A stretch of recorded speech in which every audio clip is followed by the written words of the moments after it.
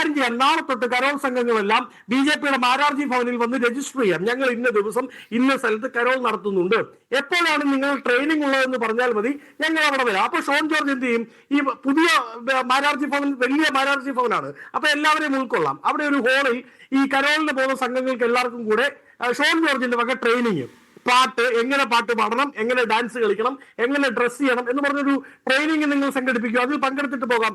Sean ജോർജിനെ പോലെയുള്ള മുന്നമാരെ Christian സമൂഹം കാത്തിരിക്കണം, അവരെ ഭയപ്പെടണം. അവരെയാണ് ഏറ്റവും കൂടുതൽ ഭയപ്പെടേണ്ടത് എന്നാണ് ഞാൻ മനസ്സിലാക്കുന്നത്. 30 വെള്ളിക്കാശിന് ക്രിസ്തുവിനെ ഒറ്റിക്കൊടുത്ത യൂദാസ് അവസാനം ക്രിസ്തുവിന്റെ അന്ത്യാത്താഴത്തിലും വന്നിരുന്ന് ചോറുണ്ടിട്ട് ഏറ്റവും അവസാനം ക്രിസ്തു എടുത്തു കൊടുക്കുന്ന ആ അപ്പമുണ്ടല്ലോ, എന്റെ ശരീരമാകുന്നു രക്തമാകുന്നു എന്ന് പറഞ്ഞു കൊടുക്കുന്ന ആ വിരുന്ന്, ആ അന്ത്യാത്താഴം ഇരുന്നും കഴിച്ചിട്ട് പോയിട്ടാണ് ക്രിസ്തുവിനെ ഒറ്റിയത്. അതേപോലെ ക്രിസ്ത്യൻ സമൂഹത്തിനിടയിൽ നിന്ന് പ്രവർത്തിച്ചിട്ട് ക്രിസ്ത്യൻ സമൂഹത്തിന്റെ അടിവേരറക്കുന്ന രീതിയിൽ ഒറ്റുന്ന മുന്നമാരാണ് ഷോൺ ജോർജ് അടക്കമുള്ളത്. പോൾ തേലക്കാട് കൂടിയുണ്ട്. ഫാദർ, RSSന്റെ വിചാരധാരയിൽ തന്നെ പറയുന്നുണ്ട്, മുസ്ലിങ്ങൾ, ക്രൈസ്തവർ, കമ്മ്യൂണിസ്റ്റുകൾ ഇവരെല്ലാം ആഭ്യന്തര ശത്രുക്കളാണ് എന്ന്. അതായത് ക്രൈസ്തവരെ ആഭ്യന്തര ശത്രുക്കളായി കാണുന്ന സംഘപരിവാറുകാർ തന്നെയാണ് രാജ്യവ്യാപകമായി പലയിടത്തും ഈ ക്രിസ്മസ് ആഘോഷങ്ങൾക്ക് നേരെ ആക്രമണങ്ങൾ നടത്തുന്നത്. പക്ഷെ നോക്കൂ, കഴിഞ്ഞ ദിവസം കേന്ദ്രമന്ത്രി ജോർജ് കുര്യൻ വിളിച്ചു ചേർത്ത, അല്ലെങ്കിൽ അദ്ദേഹത്തിന്റെ വിരുന്നിൽ ക്രിസ്മസ് ആഘോഷത്തിൽ മതമേലധ്യക്ഷന്മാർ പങ്കെടുക്കുന്നത് കണ്ടു.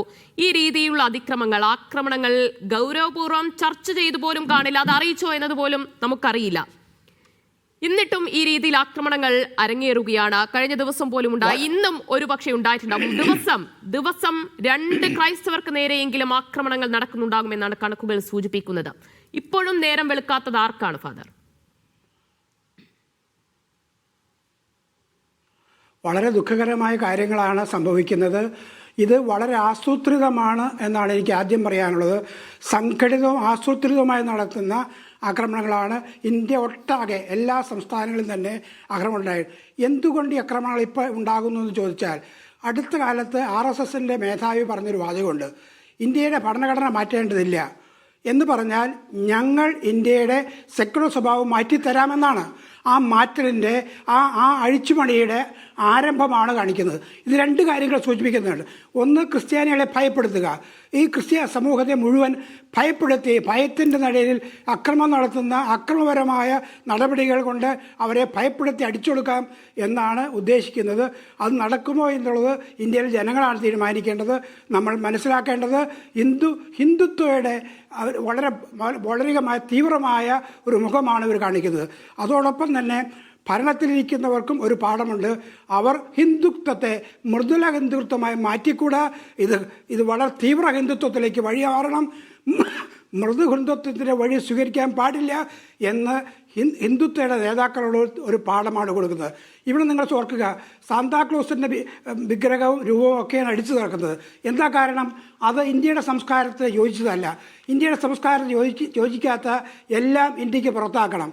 ഞാൻ വളരെ ദുഃഖപൂർവ്വം ചോദിക്കട്ടെ, നമ്മുടെ നാഷണൽ ഹൈവേയിൽ സീബ്ര ലൈൻ വരയ്ക്കാമോ?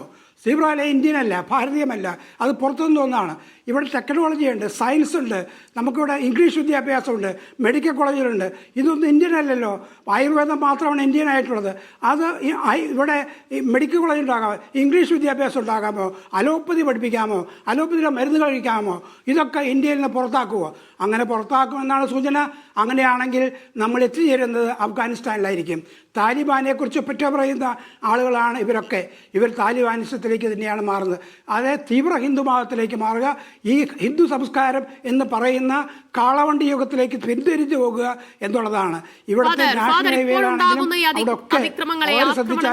വെറും ഒറ്റപ്പെട്ട സംഭവങ്ങളായി മാത്രമാണോ സഭാ നേതൃത്വങ്ങൾ അല്ലെങ്കിൽ മതമേലധ്യക്ഷന്മാർ കാണുന്നത്? കാരണം ഒരു കാര്യമായ പ്രതിഷേധം രേഖപ്പെടുത്തിയതായി എവിടെയും കാണാൻ കഴിയുന്നില്ല. അല്ലെങ്കിൽ ഈ രീതിയിലുള്ള ആക്രമണങ്ങൾ തടയുന്നത് കേന്ദ്ര സർക്കാരിന്റെ ഭാഗത്തുനിന്ന് ആ രീതിയിലുള്ള ഒരു നിർദ്ദേശം വേണം. സംഘപരിവാറുകാരാണ് എന്ന തരത്തിലുള്ള ഒരു ശക്തമായ ഒരു പ്രതിഷേധം രേഖപ്പെടുത്തിയതായി പോലും കാണുന്നില്ല. ആരെയാണ് മതമേലധ്യക്ഷന്മാർ പേടിക്കുന്നത്?